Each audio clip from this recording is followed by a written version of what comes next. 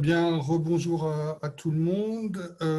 Donc là, je vais vous faire un tour d'horizon de l'état de la réglementation vis-à-vis du repérage amiante avant travaux, puisque depuis, alors on va dire depuis 2017, mais avec une accélération depuis 2019, donc on a des nouveaux textes qui sont sortis. D'ailleurs, ce sont quasiment les derniers textes sur les 24 derniers mois qui sont sortis. La majorité concerne le repérage amiante avant travaux. Pour refaire une mise en perspective, ce qui est clair, c'est que tous les professionnels de la filière, que ce soit les entreprises de retrait, les maîtres d'œuvre, les formateurs, les institutionnels, reconnaissent depuis longtemps que si on veut qu'une opération se passe bien, il faut déjà avoir un rapport amiante avant travaux de qualité.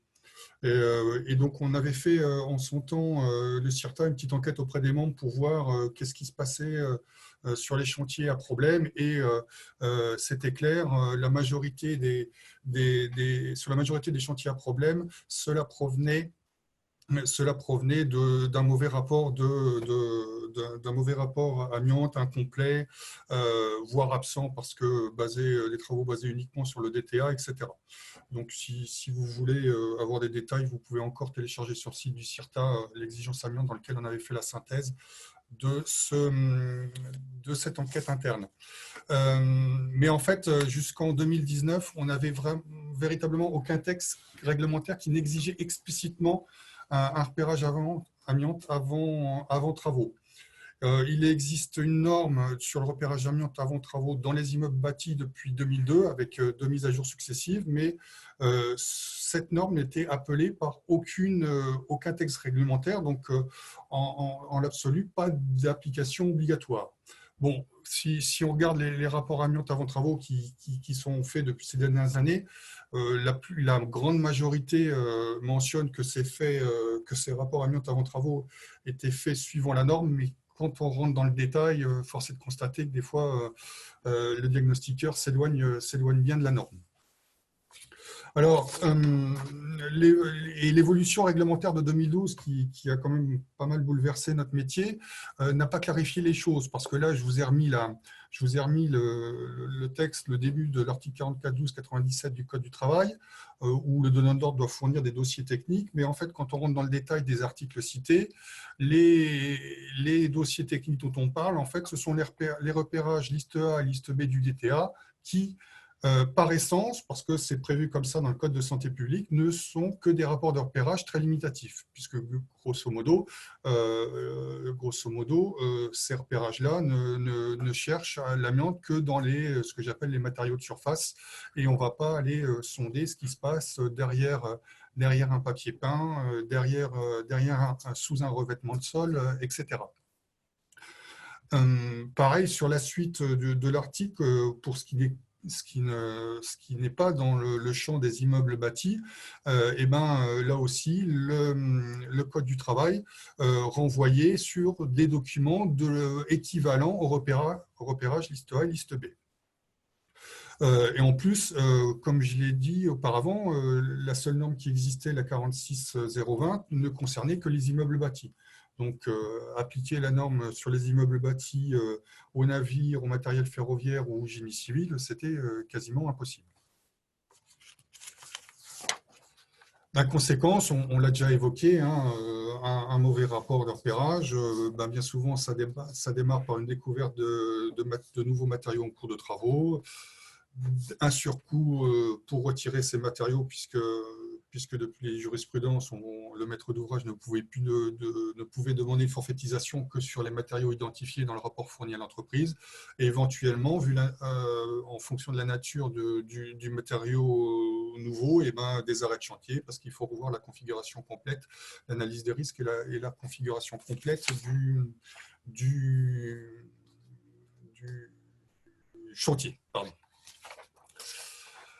On a eu une première ébauche d'exigence explicite du rapport amiante avant travaux dans la loi El Khomri, qui concernait beaucoup de choses, mais in fine qui ne devait pas concerner le domaine de l'amiante, puisque la loi El Khomri d'août 2016 a introduit un nouvel article dans la partie législative du Code du travail sur les prérogatives de l'inspection du travail, qui explique que pour que l'inspection du travail puisse faire son job de contrôle, le donneur d'ordre devait fournir un document où il fait l'état de la recherche préalable aux opérations de l'amiante. Mais c'est un peu surprenant, ça nous a tous surpris à l'époque, parce qu'on est sur une obligation donnée aux donneurs d'ordre dans un article qui concerne l'émission de l'inspection du travail. Donc voilà, il fallait aller chercher bien loin cette obligation faite aux donneurs d'ordre. Et en plus, cet article, vous voyez, je l'ai quasiment mis dans son intégralité, c'est tout ce qu'il indique, pas de détails sur la manière, sur qui, quoi, comment faire ce document préalable d'identification des matériaux amiantés. Et enfin, voilà, on savait que c'était dans les tuyaux, mais il a eu du mal à sortir.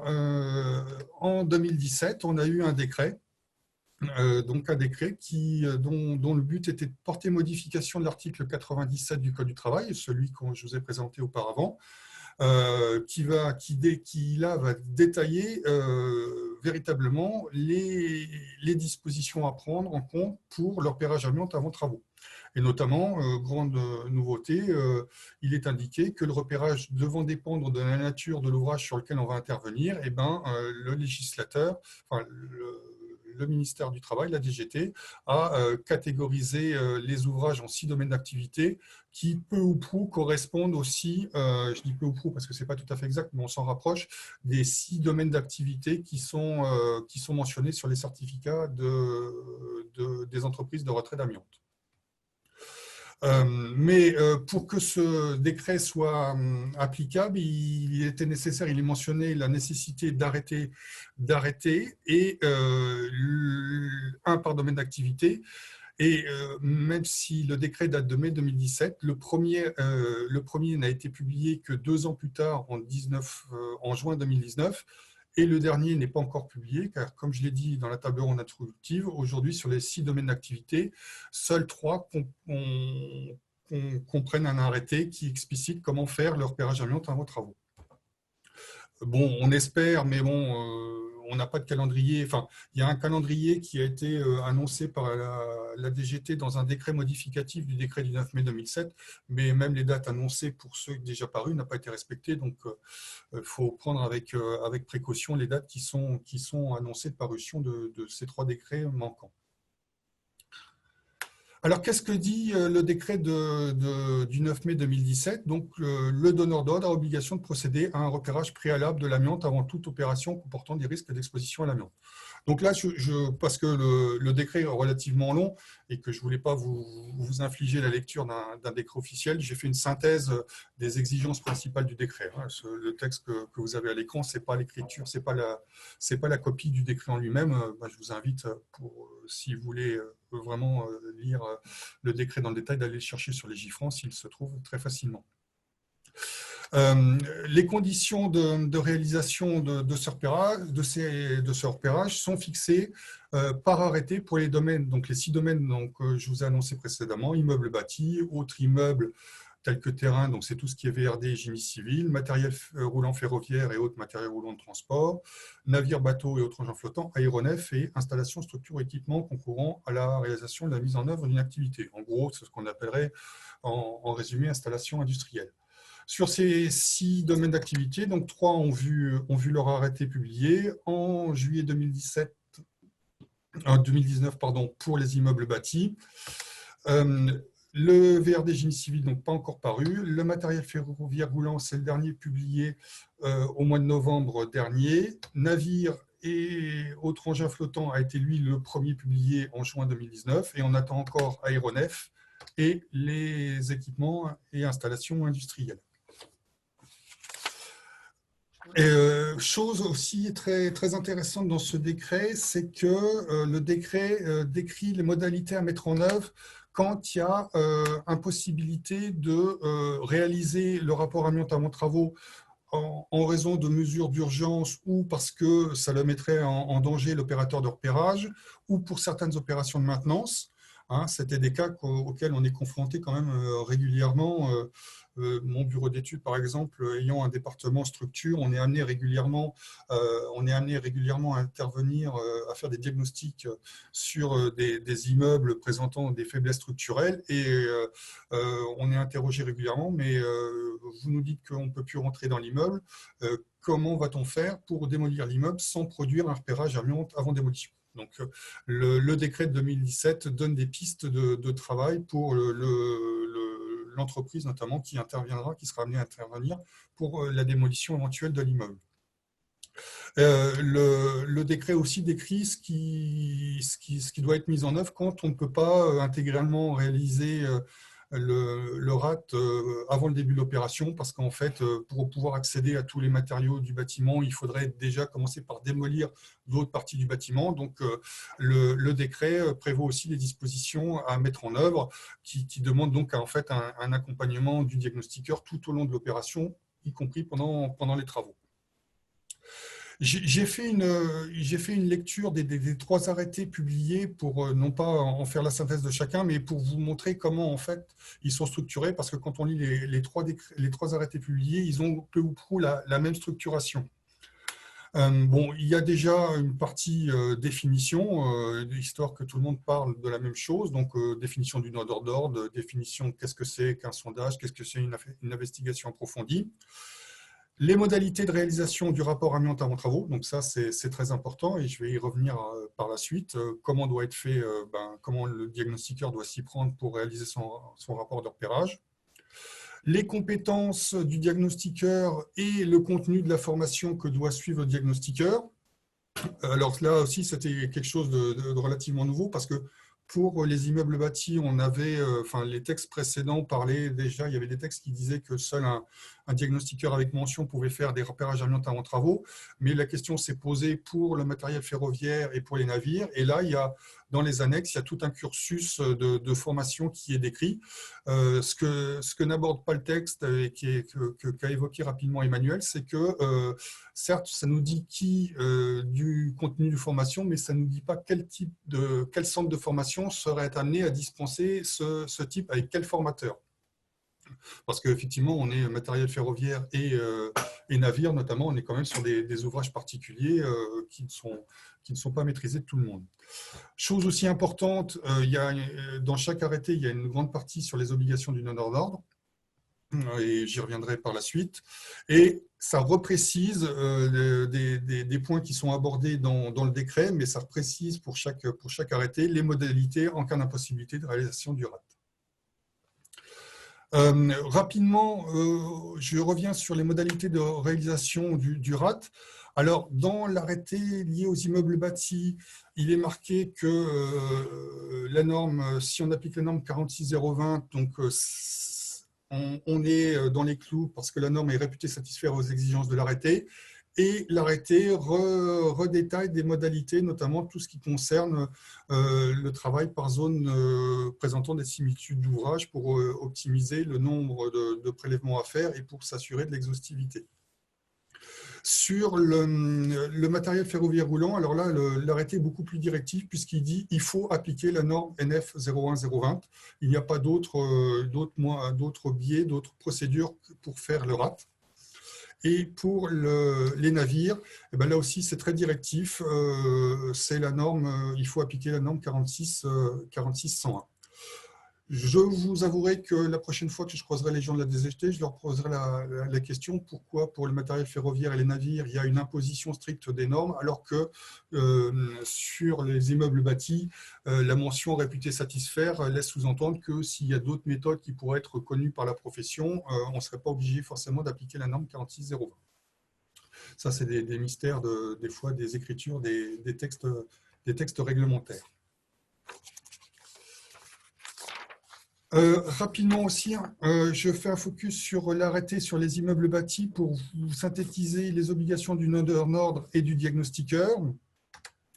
Donc, les obligations du donneur d'ordre, définition du périmètre des travaux, communication du programme détaillé des travaux au diagnostiqueur. Donc, j'insiste bien sur le détaillé parce que ça, c'est un point qui fait grandement défaut sur les diagnostics qu'on voit actuellement. Il est communiqué au diagnostiqueur vraiment des des programmes vraiment sommaires. Et là, le mot détaillé est bien prévu dans les textes. Chose qui peut paraître évidente, mais fourniture de plans.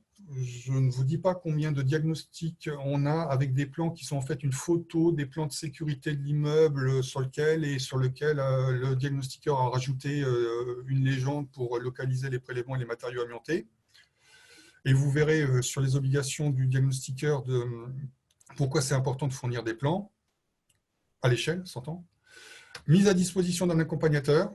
Donc ça, c'est des choses qui sont déjà indiquées dans la norme, mais qui sont bien réinscrits dans l'arrêté.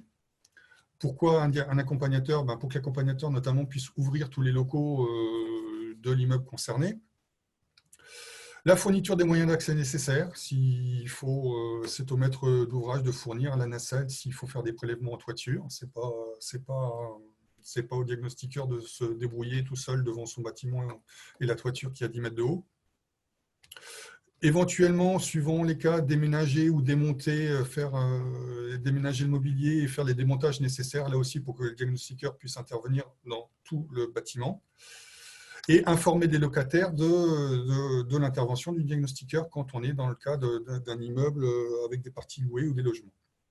De son côté, le diagnostiqueur, il y a évidemment une obligation de compétence, donc le diagnostic avec mention, mais chose qui peut paraître évident, mais qui n'était pas systématique chez les diagnostiqueurs, une formation au risque amiante SS4, ce qui sous-entend que tout diagnostiqueur maintenant devra déposer un mode opératoire auprès de l'inspection du travail pour dire comment il fait ses modes opératoires et comment il évite toute dispersion de fibres et de poussière lorsqu'il fait ses prélèvements.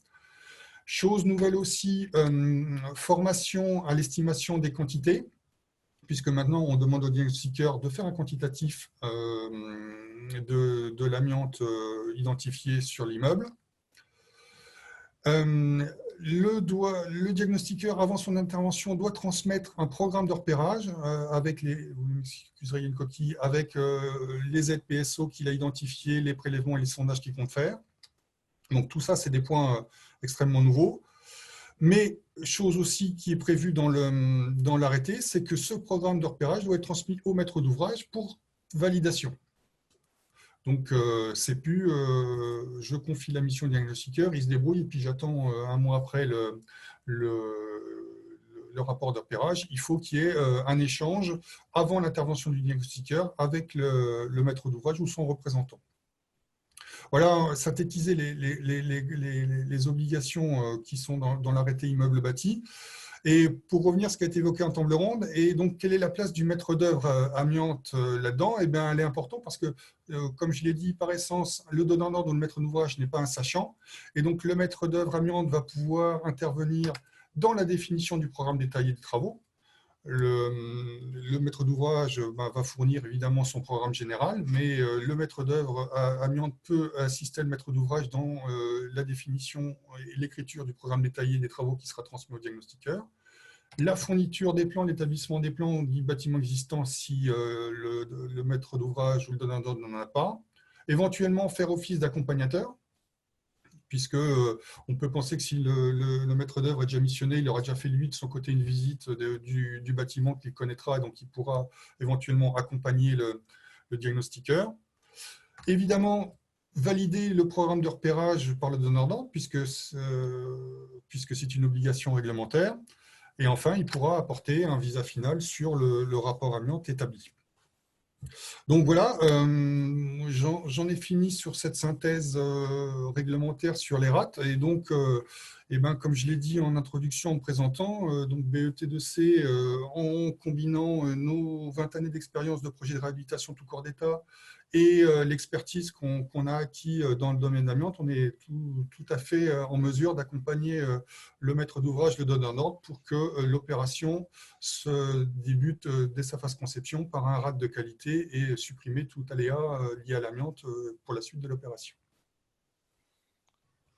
Merci de votre attention. Voilà, merci Thomas pour cette présentation là, qui a permis, j'arrête le partage de ton écran, hein, qui a permis de faire un premier état des lieux sur ce sujet. Donc je te laisse boire un peu d'eau. On avait donc quelques questions. Je voyais d'ailleurs des questions du public. Donc Benjamin, peut-être on peut sortir un peu du cadre de ce qu'on fait habituellement sur les conférences en présentiel. Et comme on a la chance d'avoir du chat, tu les vois les questions d'ailleurs aussi, Thomas. On peut profiter du chat des spectateurs et on les remercie. Il y a 48 personnes là qui sont spectateurs en ce moment pour poser quelques questions. Vas-y, Benjamin. Alors, il y avait une personne, François Brégier, qui voulait qu'on s'oriente un peu plus sur les navires et donc les travaux de voirie, réseau, transport et navires, et un peu moins sur le bâti, parce que c'est vrai que c'est sorti depuis juillet 2019. Est-ce qu'il y a quelque chose en particulier à dire sur ces arrêtés-là, ou est-ce que c'est vraiment la même lecture? Il n'y a pas besoin de rentrer plus en détail pour l'instant dans cette première partie? Sur le génie civil et les voiries, pour l'instant, l'arrêté n'est pas publié. Donc aujourd'hui, on peut penser qu'en structure, il va reprendre le même ordonnancement, mais je suis bien incapable de vous dire ce qu'il y a dans l'arrêté. Alors l'arrêté navire, je vous avouerai, moi, mon domaine d'activité, c'est plutôt l'immeuble bâti. Donc je vais avoir du mal à répondre à des questions détaillées sur les navires. Voilà, ou alors il faudrait préciser un peu la question voulue sur l'arrêté, éventuellement. Je pourrais y répondre peut-être ultérieurement en marge de la conférence. D'accord. Il y avait aussi une question de Morgane. Est-ce que les immeubles bâtis se rapportent également aux maisons individuelles? Oui. À partir du moment où un donneur d'ordre, un donneur d'ordre est un particulier, il a l'obligation de sécurité, donc il doit fournir aux entreprises intervenants un rapport amiante avant travaux. Alors c'est effectivement beaucoup plus compliqué parce que déjà un particulier n'est pas au fait de toutes ces dispositions réglementaires, et puis que ça va générer un surcoût que forcément il n'a pas imaginé, mais dans l'absolu ça s'applique aussi à la maison individuelle. D'accord. Et dernière question de Boris. Aujourd'hui, un donneur d'ordre GC ou VRD est-il encore libre de réaliser des diagnostics amiante par des entreprises non certifiées, donc à minima formées sous section 4, donc capable de réaliser un rapport de repérage? Aujourd'hui, il n'y a aucune exigence sur la formation, tant que l'arrêté n'est pas publié, il n'y a aucune exigence sur la formation du diagnostiqueur ou la certification du diagnostiqueur. Donc moi, ce que je conseille, c'est surtout de faire appel à des diagnostiqueurs comme confrères Geocapa qui ont une expérience forte dans ce domaine d'activité. Bien sûr, oui. Voilà, je crois qu'on a fait le tour là, Benjamin. Là, merci pour ces prises de questions, et merci au public, aux spectateurs d'avoir posé quelques questions. Merci Thomas pour cette présentation, cet état des lieux.